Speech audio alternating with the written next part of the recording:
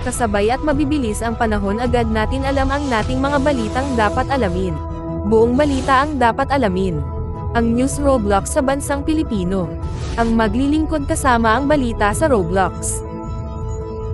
Ang ABS-CBN News Roblox ay binubuo ng mahigit 2K views sa ibang bansa na hindi man iiwanan ang balita na panonoorin o sa loob at labas ng ating bansa.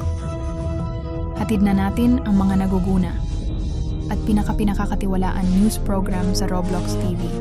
Mula umaga hanggang gabi ang ating pagbabantay para makarating sa atin mga kasama at impormasyon, gagabay sa ating pang-araw-araw na buhay. Hatid din ABS-CBN News Roblox ang subtitle English para maabot ang mga balitang dapat alamin sa ating bansa. Ang ating DZMM News Team sinisiguradong una tayo sa paghahatid ng headlines, breaking news at mga special news. We got everything. Got online at tinitiyak. Namin ang napapanood malinaw. At totoo ang balita ng inyong mapapanood at mababasa anumang oras.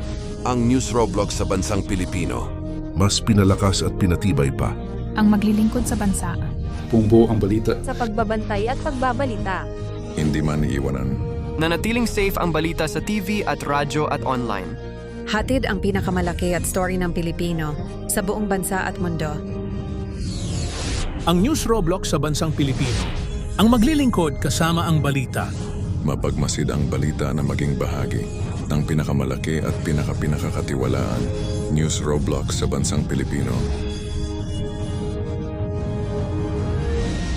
Ito ang ABS-CBN News Roblox. .T.